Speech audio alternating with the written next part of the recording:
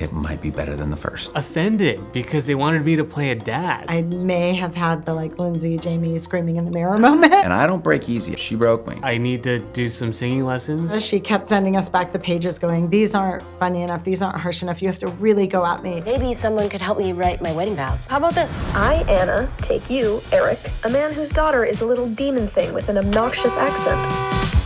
What is taking so long? What does the first film mean to me? God, I mean, it was during that time that we all wanted to be Lindsay Lohan, right? Like we're just watching her and going, I'm pretty sure I'm her, right? And then this actress, Jamie, who I loved from so many movies, but hadn't, I didn't really realize until I went back and saw that this was the one that started her comedy run that I've come to love so much. Like I remember Fish Called Wanda and True Lies and all that, but this I think was the one that launched her into all that. So it was really cool. Like she's such a amazing game actress who's so having an incredible moment right now. I mean, I didn't even recognize her in Everything Everywhere All at Once. I think at the end I was like, that was Jamie Lee Curtis. Like it was amazing. So she's pretty incredible and a really inspiring person. That was back in 2003. I'm Canadian, so I went to the local mall, the Famous Players, just like every other kid, and just watched it there with my sister and my family. I never would have thought I'd be a part of the sequel. I mean, we never would have thought there would have been a sequel, but to even just be a part of it and be acting opposite Lindsay and Jamie is wild. Flattering, awesome, all the positive things I could possibly say. I only became an actor because I wanted to make people happy and do things that would affect people in a positive way, and to know that Freaky Friday still stands the test of time today and that I was a part of it. What a pleasure, what an honor that we're back to do a sequel. And I gotta, hats off to these women. They crushed it. And dare I say, it might be better than the first. My bachelorette party will be good bonding for everyone. You two are called to be family. Yeah, right. Don't remind me. Oh my God, I may have had the Lindsay, Jamie screaming in the mirror moment.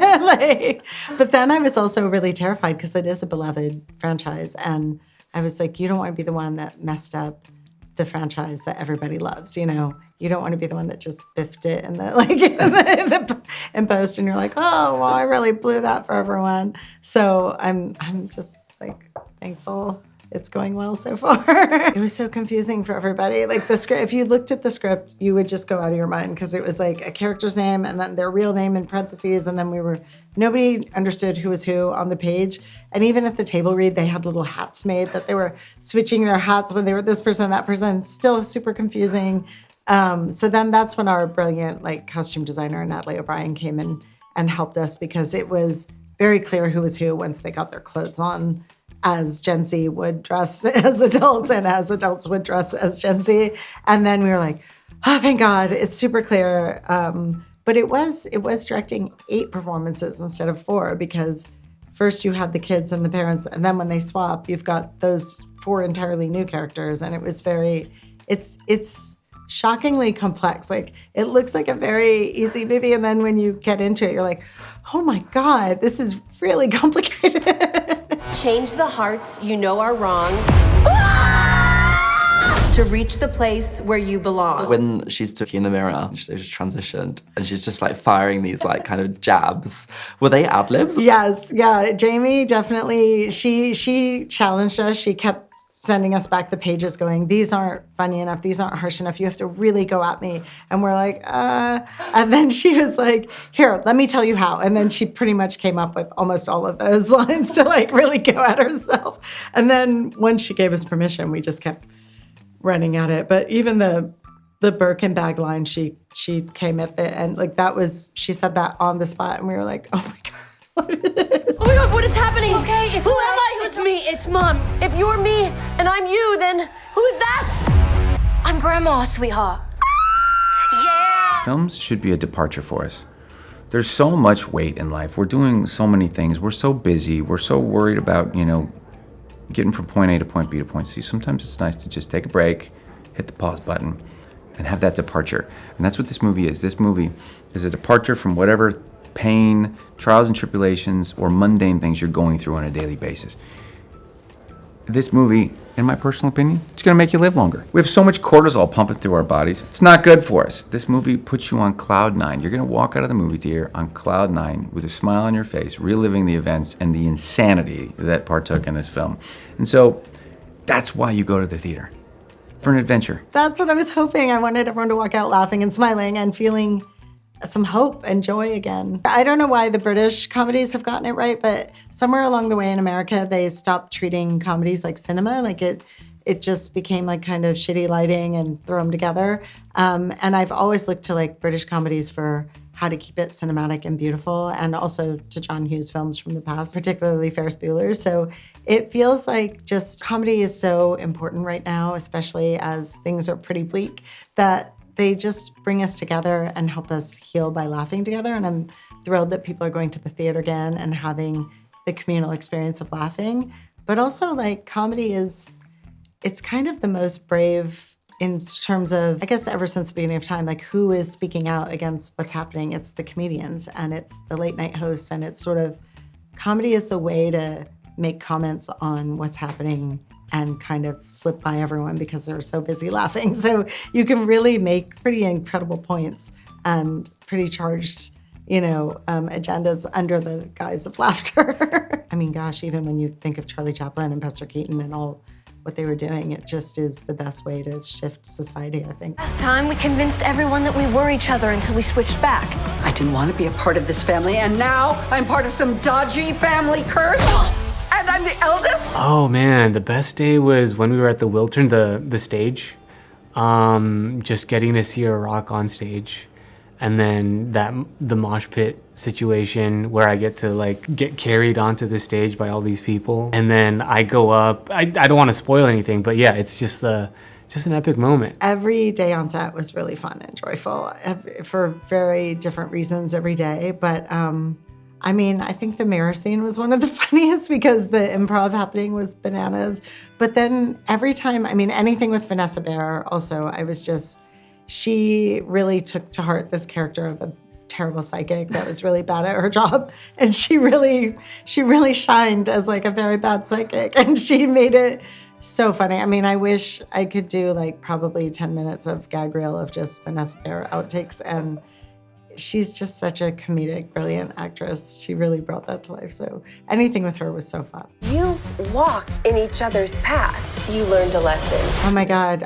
She on this, that was not in the script. She was just like, should I do a different voice? And I was like, yeah, try it. And then she did it. It was like, do I sound like a pirate? And I was like, yeah. And then we were like, let's find it. We kept trying to change the voice. And then at one point in post, we made a really scary kind of exorcist type voice. And then it scared too many people. So we had to go back to Vanessa's funny voice. What you have to do is reunite her with her first love. Very good. My favorite scene of yours and Lindsay's is where Jamie's giving prompts to Lindsay to do the crazy, sexy things to your character. I was intrigued, how many takes was Lindsay doing for these things? How long were we doing these crazy things? It was 8 minutes solid of just roll, just try this, try this, try this. And she was trying A, B, C, D, and she broke me. She broke me. And I don't break easy, I really don't. But she broke me. There was a moment where I was like, shit, I can't hold it. Can't hold it.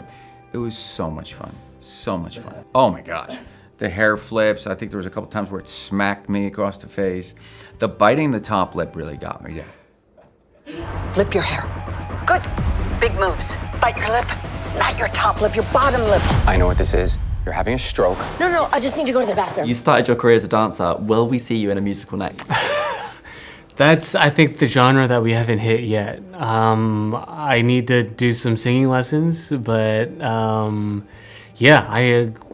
why not? Let's go for it at this point. We're almost there. I don't think I'll be able to live up to the legend of Patrick Swayze, but I'll give it a try. I'll do my best. Oh, it was fun. That scene wasn't initially there, so it was cool getting to come up with that idea with Nisha, our director. We just tried to figure out, okay, what's a cool, fun way to do this, and it ended up becoming a dirty dancing montage, black shirt, the tightest shirt I've ever worn, dancing, tightest jeans.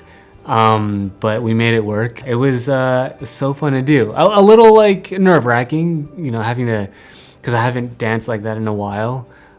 So my body was like, well, what are you doing, man? Like, everything is hurting right now, but we got it done.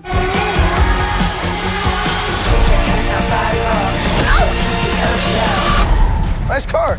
It's totally mine. She thinks you're cute. I do not. Yes, she does. I do. She so does. Dr. Coleman? Oh my God, go. I think the original did such a good job of the story of walking in someone's shoes. So we really wanted to make sure it was a different message, but similar. I mean, it's a body swap, so you've got to have some reason that they swap bodies. But to me, it was really about this idea of blended families and chosen family.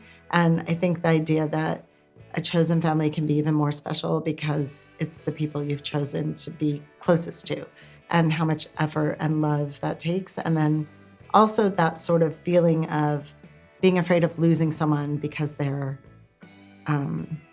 love is expanding. So I think the end message is that more love is just more love, that we don't really lose people to someone else loving them. It just is more people loving the person you love. It's a really subtle and tricky line to walk, but I think it's really about that, the families we choose and how much love plays a role. I was offended because they wanted me to play a dad. I was just like, what do you mean?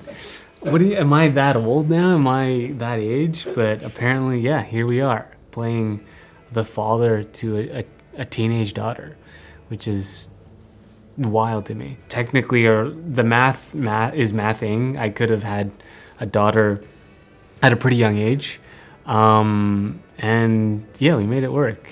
But it was definitely a shock. They're like, oh, you want me to play the dad? I was like, okay, sure. What'll be off schedule in it?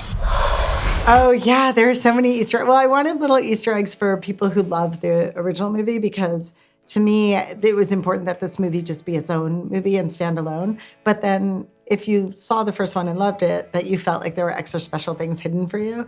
But Elaine Hendricks came and did a cameo in the photo shoot scene. And she, that was my nod to the Parent Trap. And then there were some Mean Girls references because I'm obsessed with Tina Fey. And also we all were Lindsay in that, So I think there was just all Lindsay through the years of all the times we felt like we are this girl.